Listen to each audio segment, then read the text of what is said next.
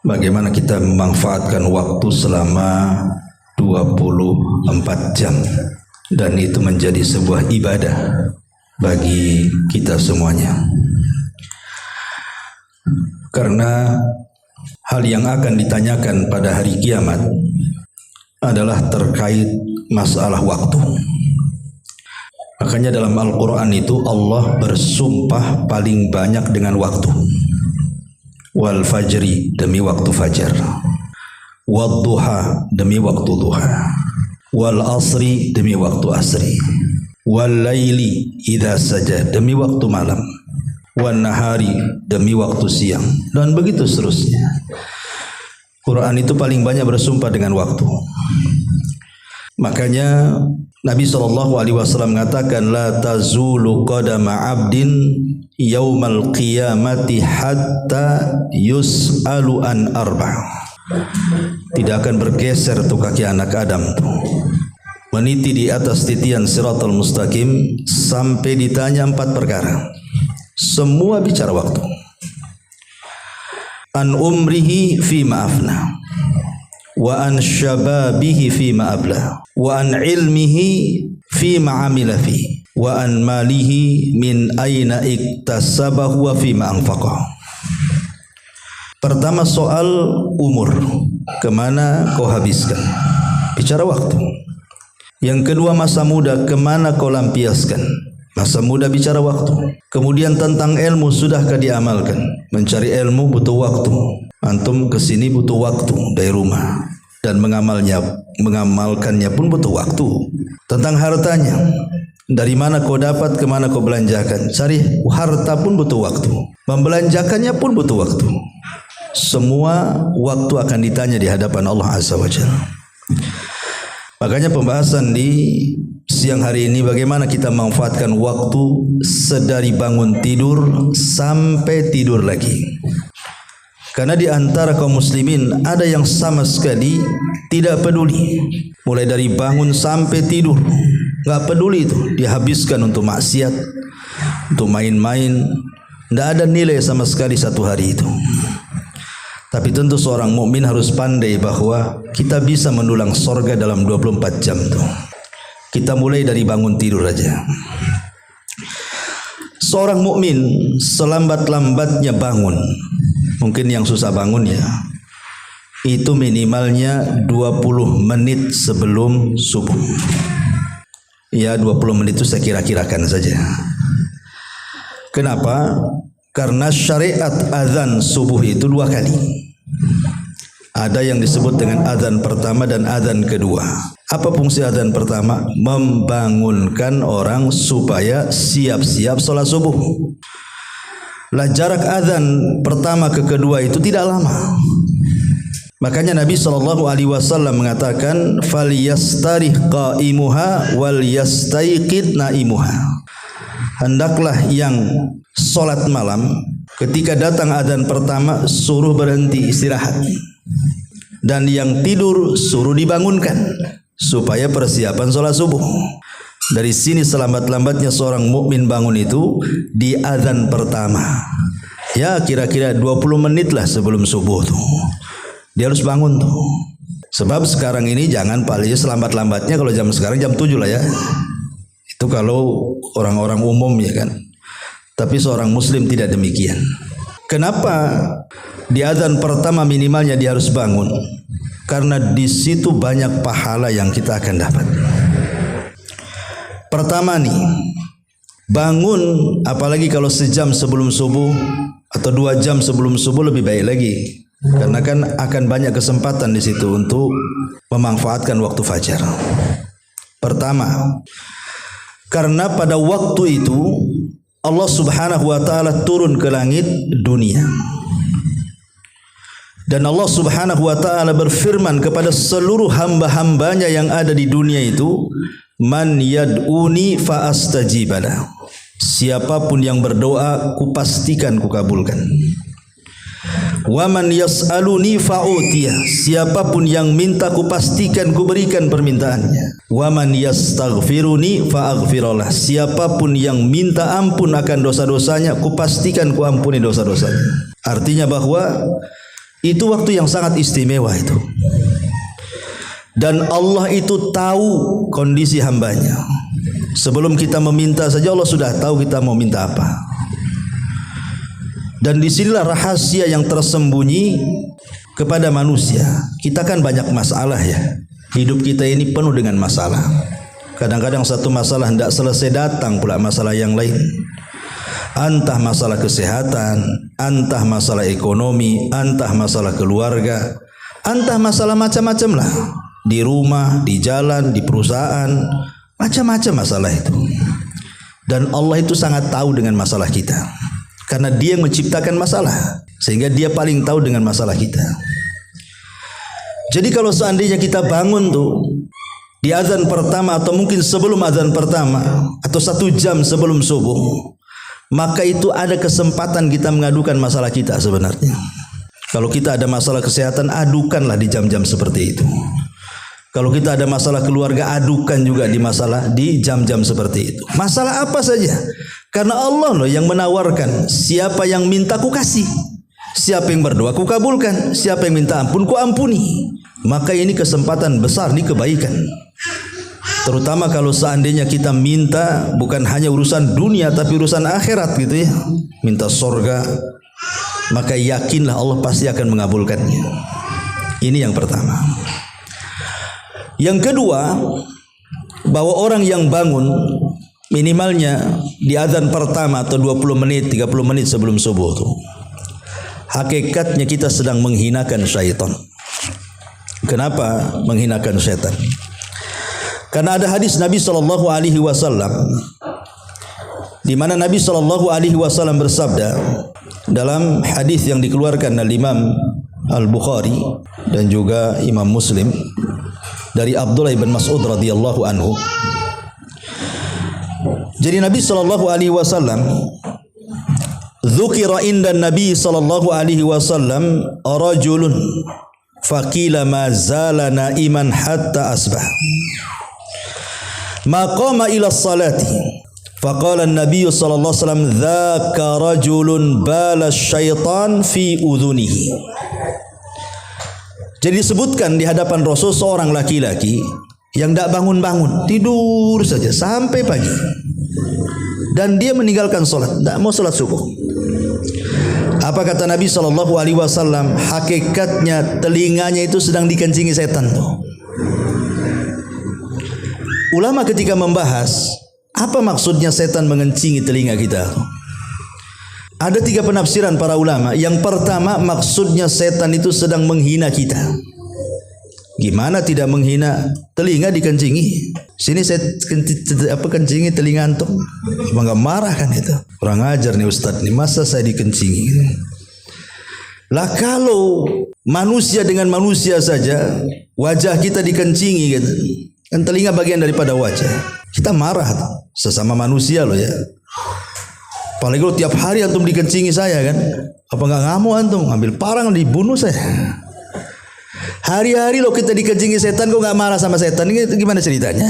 Orang yang tak pernah bangun subuh itu hari-hari udah dihina sama setan, dikencingi hari-hari telinganya. Kok dia diam saja? Maka hakikatnya orang yang bangun itu di adzan pertama dia terhindar dari penghinaan syaitan. Yang kedua, ada yang mengatakan penafsirannya maksudnya dikencingi setan itu maksudnya disumbatkan telinganya sehingga dia tidak mudah menerima hidayah dan nasihat. Keras hatinya, tersumbat telinganya, budak bahasanya. Jadi orang yang jarang sholat subuh itu susah menerima nasihat. Karena apa? Telinganya ada dikencingi, jadi budak dia. Susah kalau nasihati itu keras itu. Susah dapat hidayah tuh orang kayak gitu. Berarti orang yang bangun sebelum subuh maka akan mudah dapat hidayah. Orangnya itu mudah lembut orangnya. Makanya kalau ibu bapak baca surah Al-Fajri itu bayangkan sampai Allah jadikan nama lo dalam surat Quran itu surah Al-Fajri, surah waktu fajar. Saking pentingnya waktu fajar itu sampai dijadikan nama surat. Kalau Anda buka dalam surah Al-Fajr itu ada ayat ya ayyatuhan nafsul mutmainnah irji'i ila rabbiki radiyatan mardiyah. Wahai jiwa yang tenang. Artinya bahwa orang yang mampu memanfaatkan waktu fajar itu jiwanya akan tenang. Kita ini kan di dunia itu perlu mencari ketenangan, kan itu surga dunia. Kata Imam Ibnul Qayyim rahimahullahu taala, "Man lam yadkhulil jannata fid dunya lam yadkhulil jannata fil akhirah." Siapa yang tidak masuk surga di dunia, dia tidak akan masuk surga di akhirat. Ketika ditanya apa yang dimaksud surga dunia itu wahai Imam, dia mengatakan itmi'nanul qalbi, ketenangan hati. Itulah surga dunia. Sebab kalau tenang hatinya, ibadah pun tenang. Solat pun tenang, khusyuk, zikir pun tenang, baca Quran pun tenang. Kalau tenang hati, semua bisa diatasi sama dia itu. Tapi kalau rungsep hatinya, ibadah pun tidak akan khusyuk, baca Quran pun tidak akan tenang. Apa yang bisa dilakukan orang yang rungsep hatinya coba, yang enggak tenang hatinya? Berarti orang yang bangun di waktu fajar itu, minimalnya di azan pertama, Allah berikan ketenangan. Sehingga mudah dapat hidayah karena dia bangun sehingga setan tidak ngencingi terus telinga kita. Ini makna yang kedua. Makna yang ketiga, ada juga yang mengatakan ya hakikat, secara hakikat setan itu mengencingi kita itu. Tapi apakah kencing setan sama dengan kencing antum? Ya kalau betul-betul kayak kencing kita, habislah telinga kita. Ya mungkin kencing setan tidak tahu seperti setannya aja nggak tahu kita. Cuma kencingnya. Tetapi di bawah hakikatnya memang setan itu sedang menggencingi. Dan ini bahaya kalau hari ini kencingnya setan kan itu. Inilah manfaatnya bangun sebelum fajar itu. Kemudian yang ketiga, ada hadis Nabi SAW yang mungkin kurang lebih semakna, di mana setan itu apabila kita tidur malam-malam, yaqidu syaitan ala qafiyati ahadikum thalath uqadin. Jadi setan itu datang kepada kita setiap malam bawa tali dia, kemudian mengikat tengkuk kita 3 ikatan. Setiap satu ikatan setan akan membacakan mantra di telinga kita, lailun tawilun farkud, malam masih panjang, tidur. Nah, itu mantranya tuh. Ya, jadi meninabobokkan kita tuh. Nanti diikat lagi, gitu lagi mantranya itu, lailun tawilun, malam masih panjang, padahal sudah jam 7 tuh. Masih dibilang malam masih panjang aja tuh. Tidur kan itu. Sambil diusap-usap, dimimpikan pula mimpi yang enak di situ. Kemudian yang ketiga, ikatnya juga sama mantranya itu. Tapi kata Rasul apa? Fa idza staiqadha wa dzakarallaha in halat uqdatun. Kalau dia bangun di waktu fajar, maka hilang satu ikatan. Ketika dia berzikir kepada Allah habis bangun, alhamdulillahilladzi ahyana ba'dama amatana wa ilaihin nusyur. Hilang tuh satu ikatan. Wa in tawaddaa halat uqdatun. Kalau dia bergegas bangun, langsung ambil air wudu, hilang 2 ikatan. Wa in shalla, kalau dia salat, in halat uqdatun, hilanglah 3 ikatan itu. Kalau sudah hilang 3 ikatan, karena dia bangun di adzan pertama kan, kemudian dia salat 2 rakaat sunnah fajar, kemudian disusul dengan salat subuh berjamaah laki-laki lo perempuan di rumah. Apa kata Rasulullah? Ini keajaibannya di sini. Setelah itu, maka kata Nabi SAW, maka hatinya akan menjadi tayyibun nafsi nasyatan, kata Rasul. Maka jiwanya akan bersih. Makna jiwa bersih itu tidak ada penyakit hati itu dalam hatinya. Tidak akan dendam, tidak akan marah, tidak akan hasad. Pokoknya nggak ada penyakit. Dan dia menjadi nasyat. Nasyat itu semangat hidupnya. Tahu arah tujuan hari ini mau kemana. Ya. Tapi kalau dia kemudian tidak terbangun, ikatannya pula masih terikat di tengkuk dia, kemudian dia bangun selepas subuh dan dia tidak sholat, tidak berzikir, tidak wudu, tidak sholat gitu ya, maka yang terjadi khabithun nafsi, jiwanya buruk. Sebagian ulama mengatakan apa makna jiwa buruk itu? Jiwanya buruk itu maksudnya akan didatangkan berbagai macam masalah kepada kehidupannya satu hari itu. Terkadang masalah itu datang, dia tidak tahu dari mana, tahu ada masalah saja. Ya. Lagi enak-enak adalah masalah lagi. Belum selesai masalah ada lagi masalah. Coba dibuat banyak masalah itu sama Allah. Kemudian kaslan, jadi malas dia. Tidak mampu menghadapi masalah tuh. Tidak mampu menguraikan masalah dia. Akan ngeri itu jadinya. Ya. Ma'asyiral muslimin wal muslimat rahimani wa rahimakumullah. Itulah keutamaan kalau kita bangun minimalnya lah. Minimalnya itu ya adzan pertama 20 menit sebelum subuh. Karena itu seorang mukmin memang begitu, bangun di adzan pertama tuh. Ya kalau seandainya dia bisa bangun sebelum itu ya lebih baik lagi. Sebelum adzan pertama dia sudah bangun lagi, maka dia akan mendulang banyak pahala. Karena di situ dia bisa ada kesempatan tahajud. Ya, dan tahajud taulah keutamanya luar biasa. Dia bisa baca Quran di situ, kemudian dia bisa berdoa di situ, dia memperbanyak istighfar di situ, lengkap dia dapat keutamaan itu. Ya. Ini bangun, mulai bangun tuh. Nah, kemudian selepas itu bangun, berzikir, berdoa maksudnya, kemudian ambil wudu, kemudian nunggu subuh. Lah nunggu subuh itu ada sunnah namanya sunnah naum idtija namanya. Tidur terlentang dan ke lambung kanan. Itu ya kira-kira selepas adzan gitu ya, selepas antum sholat 2 rakaat fajar. Akan ada waktu kalau sebelum qomat, kita bisa baring di situ. Itu sunnah hukumnya. Ya, di adzan pertama itu sebelum subuh kita baring sebentar lah. Ustaz kalau baring sebentar nanti bablas pula subuhnya. Iya tidurnya kalau tidur ibu, kalau tidur Nabi nggak kayak gitu. Tidur ibu kan terlentang di kasur pakai bantal, jadi malam lagi lah. Maksudnya tidurnya itu ya jangan di kasur tidurnya, tidurlah di lantai gitu ya. Kemudian ke arah lambung kanan miring, dan yang jadi bantal itu tangan kita gini. Karena biasanya kalau tidur ke lambung kanan mudah terkejut. Kalau dibangunkan cepat dia. Karena dia bukan sedang tidur betulan, dia sedang sleep chicken itu namanya. Sedang ya antara tidur nggak tidur ya. Ya orang itu dikejutkan pun bangun dia. Ya. Supaya apa maksudnya? Kenapa disunahkan tidur? Bagi yang sholat malam, dia kan lelah, letih. Namanya tahajud, kadang-kadang ada yang 11 rakaat gitu ya. Suratnya pula yang dibaca panjang-panjang. Mungkin dia lelah, capek, makanya suruh baring itu. Rileks supaya subuhnya dapat. Sebab jangan sampai kemudian kita mengutamakan sholat tahajud, sholat subuhnya pula ngantuk. Mana yang diutamakan, wajib apa sunnah? Wajib yang diutamakan, bukan sunnah. Kalau kira-kira kemudian sholat malam memadaratkan sholat wajib, janganlah sholat malam. Apain ngejar yang sunnah, menelantarkan yang wajib. Makanya disyariatkan baring di situ supaya agak rileks nanti sholat subuhnya, datang lagi tenaga. Ya. Jadi di situ ada sunnah dan itu ada kebaikan karena persiapan sholat wajib. Ditambah-tambah ada 2 rakaat sholat sunnah fajar. Yang kata Nabi SAW pahalanya kan luar biasa tuh.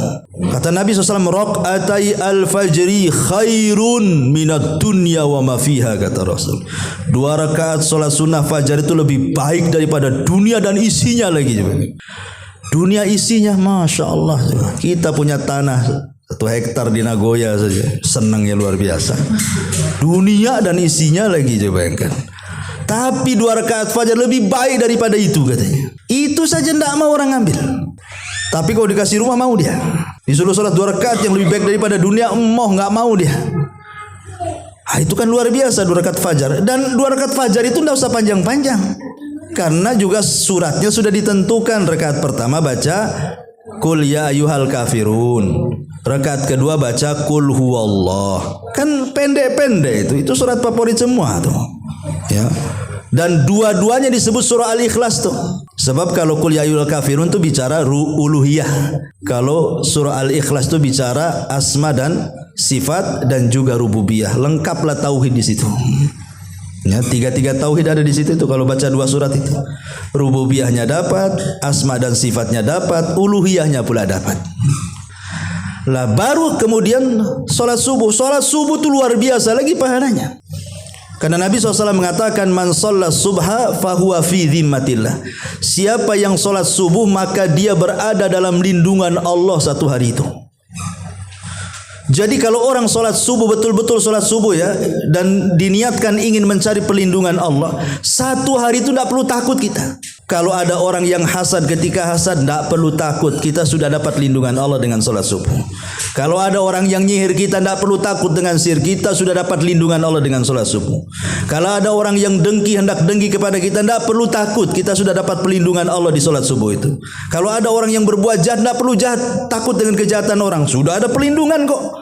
Kalau Allah sudah yang melindungi, siapa yang berani mendekati kita? Kalau kita minta perlindungan pada satpam, di atas satpam ada bos, habislah kita. Satpam tak bisa melindungi kita. Kita umpamanya berlindung kepada polisi yang mungkin pangkatnya rendah, di atas ada jenderal lagi. Tapi kalau Allah di atas segala-galanya, selesai itu. Jadi ada niat kita juga kalau sholat subuh niatkan minta perlindungan kepada, karena di situ Rasul mengatakan siapa yang sholat subuh berarti dia dalam lindungan Allah, tenang jadinya, ada perlindungan di situ. Makanya sholat subuh itu jangan asal-asalan, ya. Kalau bisa berjamaah bagi laki-laki itu penting bagi kehidupan dia sehari itu masalahnya. Kalau perempuan ya di rumah. Minimalnya Rasul kalau sholat subuh itu 100 ayat bu. Ustaz nggak hafal 100 ayat ya. Al-Baqarah saja linglung saya itu ya. Bisa lah diulang-ulang. Pamannya ibu juz amma, hafal lah berapa dari Anas, hafal lah, nggak mungkin nggak hafal. Nanti Anas ke Al-Falaq, Al-Falaq ke Tabats ke Al-Kafirun, terus aja tuh ya, sampailah 100 ayat. Kenapa kemudian dipanjangkan baca Quran di sholat subuh itu? Karena bacaan Quran di sholat subuh itu masyhud, disaksikan malaikat. Inna Quran al-fajri kana masyhuda. Quran di waktu fajar itu disaksikan malaikat. Makanya dipanjangkan tuh bacanya. Satu-satunya sholat yang dipanjangkan, disunahkan dipanjangkan itu sholat subuh. Ya kalau bagi laki-laki kan di masjid ya tergantung imamnya lah kan gitu. Tapi kalau perempuan kan di rumah masih bisa lah dipanjangkan. Kalau kan sholat sendiri kalau perempuan. Kalau laki-laki kan tidak mungkin request sama imam. Mam request mam Ali Imran. Ya umpamanya kan tidak bisa juga. Ya tergantung imam lah hafalannya. Ya. Tetapi yang ingin saya katakan juga di sini bahwa wanita juga di zaman Rasul itu biasanya ke masjid kalau sholat subuh. Karena tidak ada riwayat para wanita itu sholat berjamaah bersama Rasul kecuali di sholat subuh saja. Coba kita cek di hadis-hadis itu. Tidak ada wanita-wanita di zaman Rasul yang sholat jamaah di waktu zuhur, rame-rame ke masjid atau asar atau maghrib, bisa nggak ada riwayatnya. Tapi di sholat subuh ada. Jadi wanita-wanita itu jalan kaki dari rumahnya itu ke Masjid Nabawi. Dan mereka pulang sebelum terang.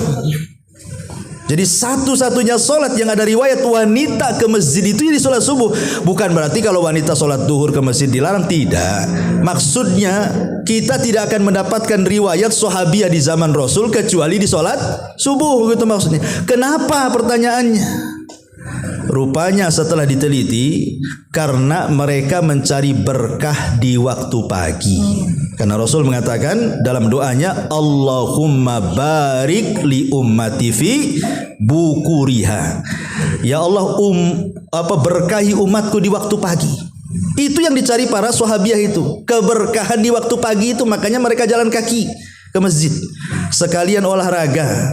Karena angin di waktu subuh itu angin yang luar biasa. Rasul mengatakan nusirtu bis saba wa uhlikatil adu biddabur. Aku ditolong dengan angin pagi, kata Rasul.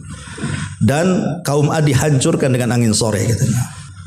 Kalau mau olahraga pagi-pagi, itulah diberkahi. Ini olahraga sore-sore pula. Kaum Ad dihancurkan di waktu sore lagi. Kan itu ya. Subuh-subuh olahraga itu angin soba, itu angin berkah tuh. Makanya kata Imam Ibnul Qayyim, biasakan kalau subuh cuaca bagus, jendela buka. Nah, biar angin itu masuk, jadi sirkulasi itu angin berkah tuh. Ini enggak gitu ya, pulang subuh malah digelapin lagi rumahnya, matiin semua, jendela tutup, pintu tutup, gorden hitam lagi, jadi malam lagi, tidur lagi ya. Kata Imam Ibnul Qayyim, siapa yang membiasakan tidur selepas subuh tidak dapat berkah dia, karena waktu turunnya berkah Anda tidur masalahnya. Justru ketika turun berkah itu bangun, minimalnya kalau mau tidur nunggulah matahari itu terbit dulu. Pamannya terbit jam berapa? Syuruk itu jam 6 kan itu. Habis sholat syuruk, tidurlah. Pamannya kan masih ada waktu. Ke kerja jam berapa? Oh kalau jauh enggak bisa lah. Enggak usah tidur lah, ngapain juga kan. Nanti tak kerja kan itu. Tapi insya Allah lah. Kalaupun bangun ya, anggaplah bangun jam 3 atau setengah 4 atau jam 4 itu. Kalaupun ngantuk-ngantuk, insya Allah itu badan dia sehat tuh.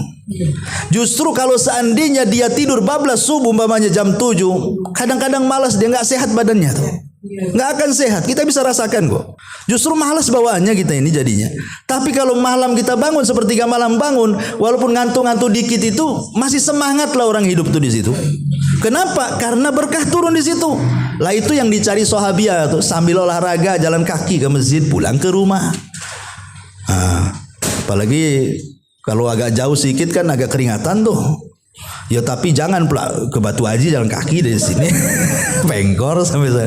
Ya mesin-mesin terdekat aja lah ya, yang kira-kira bisa kejangkau jalan kaki. Enggak, karena kita ini kadang-kadang sudah terbiasa dengan mobil sih. Kadang-kadang 1 meter naik mobil kadang-kadang. Jadi ya enggak gerak badannya ya. Taib. Itu subuh sudah jelas gitu ya, pahalanya luar biasa. Bahkan ada pahala yang jauh lebih besar daripada yang kita bayangkan salat subuh itu. Apa itu? Ru'yatullah. Dijanjikan kita bisa melihat Allah dengan salat subuh itu. Karena ketika Nabi SAW mengatakan, innakum satarawuna rabbakum kama tarawuna lailatal badri tamami la tudhamuna li ru'yatihi syai'a. Kalian akan melihat Rabb kalian, dan kalian akan melihat Rabb kalian seperti melihat bulan. Artinya tidak berdesak-desakan kan. Kalau lihat bulan kan tinggal nenggak aja ke atas. Mana berdesak. Lain kalau kita nonton bioskop desak-desakan. Tapi kalau lihat bulan mana ada orang berdesak-desakan tuh. Tinggal naikkan aja begini ke langit. Nampaklah bulan. Itulah melihat Tuhan kita seperti itu. Bukan Allah seperti bulan, tidak. Cara melihatnya seperti itu maksudnya. Kata Rasul, barang siapa yang hendak famanistata, kalau kalian ingin gitu ya, betul-betul melihat Allah Subhanahu wa taala, maka lakukanlah salat subuh. Lakukan salat subuh. Mati ya? Enggak apa-apa lah, teriak-teriak aja kita ya. Jadi kata Nabi SAW, lakukan salat subuh ya kalau ingin melihat Allah. Dan melihat Allah itu kenikmatan yang luar biasa di sorga. Kenapa? Karena melihat Allah itu lebih nikmat dibandingkan sorganya itu sendiri. Dan rahasianya ada di sholat subuh tuh. Cukuplah dengan hadis ini saja, harusnya orang itu sudah terbayang kepengen sholat subuh gitu. Tapi ya namanya memang ujian. Makanya Rasul mengatakan sholat yang paling berat dilakukan orang munafik itu sholat subuh salah satunya. Sholat subuh itu berat bagi orang munafik, tapi ringan bagi orang-orang yang beriman. Maka jangan pernah tinggalkan sholat subuh berjamaah bagi laki-laki ya. Kalau bagi perempuan ya di rumah lah. Kalau ke masjid pun tidak ada masalah ya. Taib.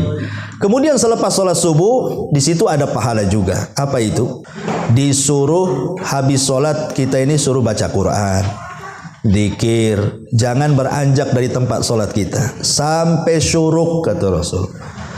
Di situ ada ibadah namanya sholat syuruk, walaupun menjadi khilaf para ulama. Apakah syuruk itu duha yang diawalkan, ataukah dia sholat sendiri? Tapi pendapat yang kuat syuruk ya syuruk, duha ya duha. Artinya dia sholat sendiri. Karena memang rangkaian hadisnya siapa yang sholat subuh, bagi laki-laki mungkin di masjid, bagi perempuan di rumah, kemudian tidak beranjak dari tempatnya, ya kecuali mungkin karena kebelet ingin kencing, ingin buang hajat kan lain itu kan ada kebutuhan itu. Yang jelas dia habiskan tuh antara subuh ke syuruk itu dengan ibadah lah. Kemudian setelah terbit matahari biarkanlah dia meninggi 1 tombak tuh. Supaya jangan sama ibadah penyembah matahari dengan kita. Biarkan para penyembah matahari itu menyembah dulu. Nanti kalau sudah naik sedikit kira-kira 15 menit gitu ya, Mungkin ya sekitar itulah, atau 10 menit dari terbitnya matahari. Kita lakukan 2 rakaat syuruk. Kata Rasulullah, pahalanya kahajjati wal umrah taman. Seperti ibadah haji dan umrah secara sempurna. Artinya secara sempurna itu ya seolah-olah kita ngumpulin duit, berangkat haji, kemudian khusyuk hajinya, pulang diampuni dosa-dosanya. Seperti itu. Ya, padahal kalau kita haji betulan, belum tentu niatnya karena Allah. Belum tentu ibadah di sana khusyuk. Belum tentu pulang diampuni dosa-dosanya. Tapi orang yang duduk habis sholat subuh, berzikir, baca Quran, sampai dia melaksanakan syuruk, dia mendapatkan pahala haji dan umrah sempurna lagi. Oh, luar biasa memang. Ya. Itu saja orang nggak tertarik. Nggak tertarik orang jelas-jelas pahala yang seperti ini. Tetapi sekali lagi ini kan bicara soal bandingan pahala, bukan soal menggugurkan kewajiban haji. Ya, hanya ngambil pahalanya saja. Kalau belum haji tetap wajib haji lah kan gitu. Jangan pula habis sholat syuruk ngaku-ngaku Pak Haji pula kan gitu. Ya itu enggak ada kaitannya. Ini kan soal pahala, bukan soal menggugurkan kewajiban. Oke, setelah sholat syuruk, apalagi di situ muncul waktu duha. Mulai terbit matahari sampai waktu zawal matahari tergelincir ke arah barat masuk waktu duhur, itulah disebut waktu duha namanya. Allah Subhanahu wa taala, sedikit faedah. Ketika menyebut malam dengan menyebut subuh, itu Allah bedakan harokatnya. Allah mengatakan wal-laili id adbar. Tetapi kalau subuh was-subhi idza asfar. Kalimat id, lihat di sini. Wal-laili, demi malam, id adbar. Menggunakan sukun, id, sukun, adbar, ketika berlalu. Was-subhi idza, menggunakan fathah, harokat fathah. Ya, asfar, ketika mulai terang. Coba Allah bedakan antara id ketika bicara malam dengan antara idza ketika bicara subuh. Sukun, artinya apa sukun itu? Kalau tanda harokat ya bulat sukun itu kan itu ya. Tapi secara bahasa Arab kalau di Indonesia kan sukun itu artinya tenang.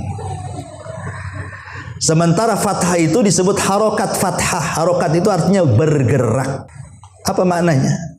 Seolah-olah di sini ada isyarat ketika id disukunkan dan ketika idza diharokat fathahkan. Sukun itu artinya tenang, harokat itu artinya bergerak. Artinya malam itu tempat tenang, tetapi subuh itu tempat bergerak.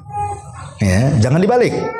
Ya, ini kalau malam bergerak kemana-mana, subuh pula sukun dia, tenang, tidur. Gimana orang ini? Kayak orang pengantin baru. Kalau malam bergerak dia, subuh pula jadi sukun dia, capean. Ini bahaya pengantin baru kayak gini, hilang berkahnya tuh. Ya. Jadi dan kebanyakan memang begitu, membolak-balikan waktu kan. Harusnya malam itu sukun. Sukun itu artinya tenang. Ya, keluarga tidur di rumah dengan keluarganya. Lihat hewan-hewan pun. Kalau malam itu mereka balik ke kandangnya kok. Kambing aja sama kambing di kandangnya. Sapi aja di kandangnya. Paham tuh binatang itu bahwa malam itu tempat sukun. Manusia yang tak paham masih pahaman binatang. Oh, malam itu tempat istirahat. Dia pula gerak kemana-mana, ke Nagoya, ke Jodo, ke Barelang. Ngapain malam-malam bergerak-gerak gitu? Malam itu tempat bahaya. Makanya kita berlindung dari malam hari, dan Allah katakan min syarri ghasiqin idza waqab. Kita berlindung dari keburukan malam hari. Kenapa? Karena kekuatan jahat itu di malam hari. Tukang sihir kalau nyihir di malam hari. Ya. Kemudian juga hewan-hewan buas yang jahat itu, ular, kalajengking itu keluar di malam hari. Para pencuri di malam hari, ahli maksiat di malam hari. Kebanyakan kejahatan itu di malam hari. Makanya kita suruh sukun, pulang dulu di rumah sudah, supaya terhindar dari kejahatan. Lah ketika datang waktu subuh, kita disuruh bergerak, harokat. Disuruh bergerak, jangan dibalik gitu ya. Nanti kalau sudah terbit matahari masuk waktu duha, disitulah waktu orang itu bergerak-geraknya. Kenapa? Allah berikan kesempatan kalian mencari rizki di situ. Ketika waktu duha itu waktu semangat-semangatnya orang kalau kerja dari duha ke duhur itu semangat tuh. Nanti kalau duhur ke asar itu udah malas. Karena saya punya tukang bangunan nih, kalau pagi semangat kerja itu. Cepat dia masang bata tuh. Kalau sudah duhur ke atas, lembek dia. Kadang turun, duduk istirahat lagi. Nah, artinya itu waktu semangat, itu waktu duha tuh. Karena biasanya waktu duha itu yang ke sawah, yang punya sawah ke sawah, yang punya ladang ke ladang, yang punya warung ke warung, yang punya pasar ke pasar, yang punya kantor ke kantor.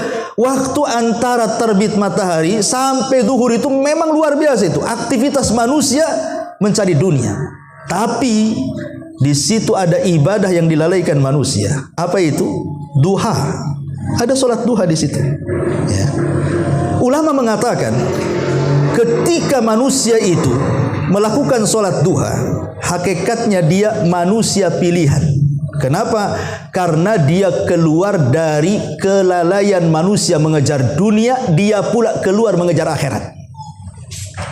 Ibadah yang dilakukan saat lalainya manusia, berarti ini bukan orang biasa nih. Memang orang-orang yang pilihan, orang-orang ahli taubat. Makanya solat duha itu disebut solatul awabin, kata Rasul. Solatnya orang-orang yang taubat. Solatnya orang-orang yang ingin dekat dengan Allah. Karena dilakukan di saat lalai manusia. Saat manusia sibuk bekerja, dia pula 5 menit. Jadilah sebentar aja 2 rakaat, jadikan solat duha itu. Tapi dia dapat pahala luar biasa. Karena kata Nabi SAW, walaupun hadis ini dipermasalahkan, ada yang mensahihkan, ada yang melemahkan. Barang siapa yang solat 4 rakaat ataupun 12 rakaat, ya, solat duha di siang hari. Dan ingat, solat duha itu kan seafdol-afdolnya solat sunnah di siang hari, yaitu solat duha. Tidak ada solat yang lebih afdol di siang hari dari solat-solat sunnah melebihi solat duha. Tapi lihat pahalanya, Allah akan bangunkan bagi dia 1 istana di sorga. Oh, ini luar biasa, ya. Dalam riwayat yang lain, dalam hadis qudsi itu, Allah akan cukupkan dia dari duha sampai sore. Allah cukupkan pahalanya, Allah cukupkan rizkinya. Makanya ada orang-orang awam itu yang mereka berpendapat bahwa kalau ingin lancar rizkinya, banyak-banyak duha. Nah, gitu kayak istilahnya kan. Karena ada diskusi yang mengatakan Allah akan cukupkan kehidupannya. Asal kita yakin sajalah dengan Allah Azza wa Jalla kan itu. Kalau ragu-ragu itu namanya suudon dengan Allah. Sementara Allah itu bersama prasangka hambanya. Kalau hambanya berprasangka baik, Allah akan baik. Kalau berprasangka buruk, ya Allah akan buruk juga. Jadi setiap ibadah itu harus punya prasangka baik. Kalau Allah menjanjikan siapa yang ibadah seperti ini balasannya, yakin dengan itu tuh. Kan harus yakin kita. Mana mungkin kita menyembah zat yang yakin, ibadahnya pula ragu-ragu, ya. Jadi ini penting, solat duha itu pahalanya besar, ya. Kemudian setelah duha tentu masuk waktu maghrib, ya. Masuk waktu maghrib ini, di sana ada solat yang terkadang dilupakan manusia. Solat sunnah sebelum maghrib. Memang bukan solat rawatib, bukan. Solat sunnah sebelum maghrib itu disebut solat nafilah. Tetapi banyak orang yang melalaikan, terutama kadang-kadang di masjid-masjid itu langsung qomat habis adzan kan, itu nggak dikasih kesempatan lah orang itu untuk sholat kan. Alasannya apa? Sholat maghrib itu pendek waktunya. Kata siapa pendek waktunya? Dari maghrib ke isya itu ada 1 jam juga tuh. Kalau hanya kasih kesempatan umpamanya 15 menit atau 10 menit tuh sholat sunnah maghrib kan bisa sebenarnya. Karena waktunya juga ada 1 jam, karena sampai maghrib asyafaq al-ahmar, sampai hilang tuh safaq ahmar tuh, masuk waktu isya kan gitu. Artinya di sini bahwa di situ ada solat sunnah juga 2 rakaat, disebut solat nafilah. Oh ya, sebelumnya solat duhur juga ada solat rawatib kan, 4 rakaat sebelum zuhur. Nah itu pahalanya besar tuh. Dibangunkan istana juga di surga itu kalau menjaga solat 4 rakaat sebelum duhur tuh. Kemudian solat 2 rakaat setelah duhur juga banyak juga pahalanya tuh. Ya. Nah, kemudian baru bicara solat maghrib. Asar dulu. Udah maghrib pula kan itu. Asar belum dibahas sudah maghrib. Diloncat kita kan. Maunya kalau puasa biar cepat buka tuh. Jadi asar lebih hebat lagi. Kenapa? Karena solat asar itu solat pertemuan malaikat antara malaikat malam dan malaikat siang. Rasul mengatakan, yata'aqabuna fikumul malaikatu malaikatul laili wa malaikatun nahar wa yajtami'una fi salatil asri wa salatil fajri. Kata Rasul, Allah itu membuat tugas kepada malaikat malam dan malaikat siang. Jadi malaikat malam tugasnya mencatat kebaikan kita di malam hari, malaikat siang tugasnya mencatat kebaikan kita di siang hari. Ini bukan Raqib Atid ya, Raqib Atid sendiri. Ini ada malaikat khusus. Memang disuruh mencatat kebaikan saja dia. Keburukan nggak akan dicatat. Ya. Jadi kalau malam hari itu dia mencatat apa saja, apakah kita baca Quran, apa kita zikir, apa kita istighfar, apa kita tahajud, semua dicatat. Siang juga sama, apakah kita sedekah, apakah kita silaturahim, apakah kita berdakwah dan begitu seterusnya, semua dicatat. Lah pertemuannya dua malaikat ini di dua salat. Pertama salat asar, nanti malaikat siang ini nanti di salat asar ketika manusia sedang salat dia naik ke atas.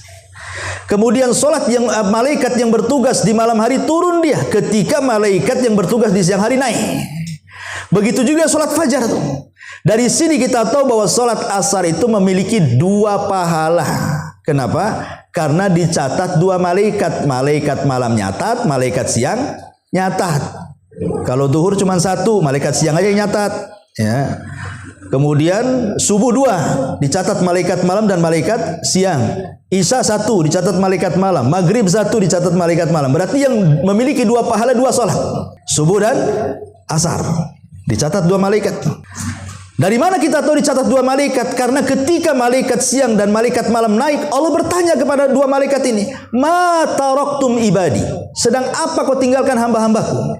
Maka mereka mengatakan, "Atainahum wa hum yusallun wa taraknahum wa hum yusallun." Kami datang mereka sedang salat, kami tinggalkan pun mereka sedang salat. Artinya kami datang mereka sedang salat, mereka catat salat itu. Kami pergi mereka sedang salat, kami juga catat salat itu. Makanya dua pahala tuh. Dan dari sini kita tahu bahwa salat asar itu adalah salat terkuat. Yang berpendapat dia adalah salat wusta. Yang Allah katakan hafidhu ala salawati was salatil wusta. Jaga oleh kalian 5 waktu salat, terutama salat wusta. Sepakat berdasarkan nas hadis bahwa salat wusta itu salat asar. Dari mana? Ketika Rasul menggali parit dalam perang Khandaq, Rasul itu sampai disibukkan itu menjaga parit, jangan sampai musuh meloncati parit. Sampai waktu asar masih diserang juga sama musuh. Sampai maghrib Rasul tidak sempat sholat asar, masuk waktu maghrib. Terpaksalah Rasul sholat asar di waktu maghrib. Marah Rasul. Kemudian Rasul mengatakan apa? Semoga Allah membakar dengan api rumah-rumah dan kuburan mereka karena mereka sudah mengakhirkan sholat wusta, katanya. Berarti di kita wusta ini sholat asar, ya. Dan ketika sholat wusta itu adalah sholat asar, berarti sholat asar ini barometer sholat-sholat yang lainnya. Kalau kita bisa melaksanakan dengan baik sholat asar, berarti bisa melaksanakan yang lain dengan baik. Tapi kalau sholat asarnya saja nggak jelas, maka yang lain lebih nggak jelas lagi. Karena itu barometernya di situ, sholat pertengahan. Sholat wusta itu sholat pertengahan artinya, ya. Apalagi kalau di hari Jumat, berarti selepas sholat asar ke maghrib ada mustajab doa di situ. Ya, kalau hari Jumat habis asar ke maghrib itu waktu mustajab doa tuh. Khusus hari Jumat. Dan sholat subuh di hari Jumat pun beda dengan sholat subuh di hari-hari yang lainnya. Memang diutamakan sama Nabi SAW. Kemudian setelah sholat asar pendek-pendek sajalah karena waktu juga. Kemudian masuk waktu maghrib dan pahala sholat maghrib juga jelas. Ya. Lah di antara maghrib ke isya itu, di situ ada larangan yang keras dari Rasul, dilarang tidur. Rasul tidak suka orang tidur selepas maghrib. Kenapa? Karena juga waktunya cuma 1 jam, takut bablas ke isya kan. Makanya kalau bisa jangan tidur. Ya memang waktu maghrib itu ngantuk-ngantuknya kalau memang orang kerja kan. Tapi kata Rasul jangan tidur. Kemudian waktu kalau mau tidur selepas isya, makanya selepas isya itu dibenci sama Rasul ngobrol. Enggak, Rasul membenci kalau habis isya ngobrol, kecuali ada maslahat dunia dan akhirat. Seperti maslahat dunia ya, mungkin ngobrol masalah bisnis, atau ngobrol mungkin suami istri supaya makin dekat lagi, atau ngobrol soal agama atau ikut pengajian, itu kan jelas maslahatnya ya. Nah, tinggal tuh sabotase lagi, ya kan? Mati. Ya. Taib. Jadi intinya bahwa di situ dilarang tidur kalau bisa. Dan kalau bisa di situ bagi laki-laki itu kan waktunya dekat tuh. Di situ ada keutamaan bagi laki-laki kalau di masjid atau perempuan di rumah, jangan pulang, tapi nunggu sampai isya. Ya. Karena kalau kita kemudian habis maghrib dan hati kita menunggu niat waktu isya, kemudian sholat isya, berarti selama menunggu isya itu kita dianggap sholat tuh. Seolah-olah kita sholat aja tuh, padahal kita ngobrol, tapi hati kita menunggu isya. Ya, karena Rasul yang mengatakan siapa yang menunggu sholat ke sholat maka dia dianggap sholat. Dengan luar biasa dianggap sholat, padahal 1 jam tuh. Baru masuk waktu isya. Isya pun waktu yang luar biasa. Makanya isya dan subuh itu 2 sholat yang paling berat orang munafik melakukannya. Karena udah malam, udah ngantuk-ngantuk kan. Ya, udah malam ngantuk-ngantuk. Makanya orang kadang-kadang malas sholat isya, langsung tidur. Yang lebih parah bangun pula jam 11. Oh, kelayapan pula ada di situ. Ya, jadi ini waktu isya. Kemudian setelah waktu isya disinilah persiapan untuk bangun tengah malam. Di situ diniatkan kalau bisa, ya Allah bangunkan aku, walaupun tanpa alarm. Kalau orang sudah niat biasanya bangun tuh. Dan kalau bisa persiapkan sebelum tidur itu dengan ibadah. Inilah rahasianya kata para ulama. Dan ini sering saya sampaikan kan. Kalau ingin mati husnul khotimah. Karena kan kalau kita tidur itu, apakah kita mau bangun lagi atau tidak kan tidak ada yang tahu. Karena tidur itu kan saudara kematian masalahnya.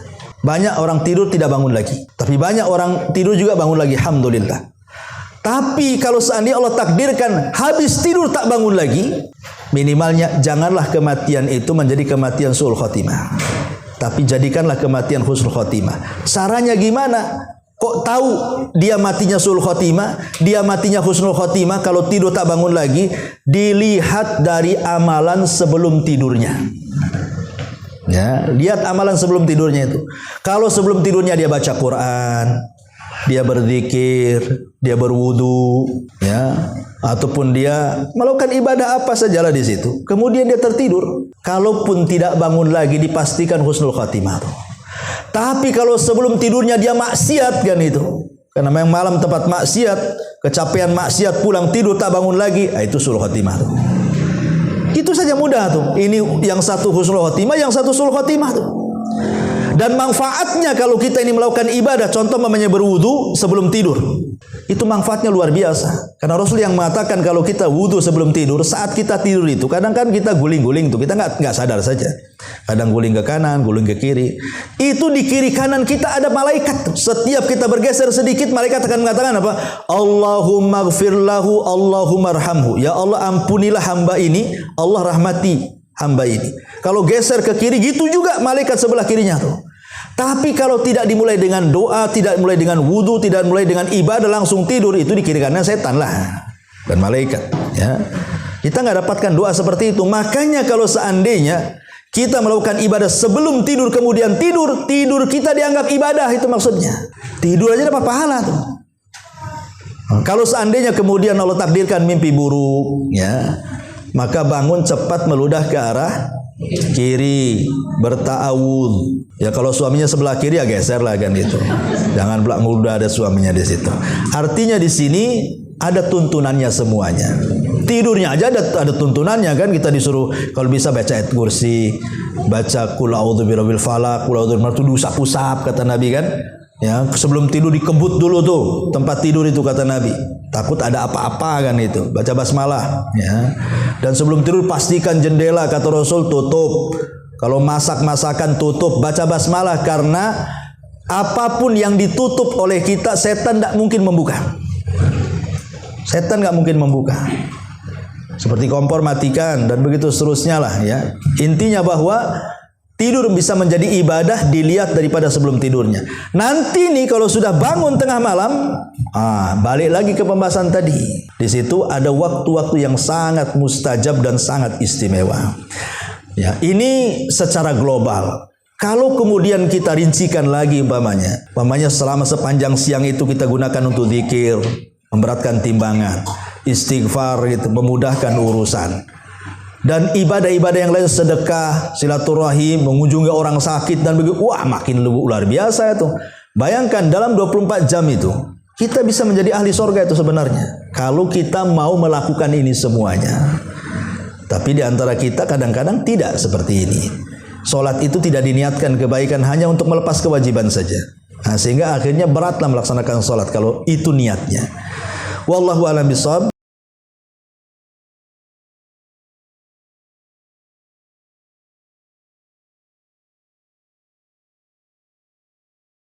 Subhanallah walhamdulillah wala ilaha illallah wallahu akbar. Subhanallah.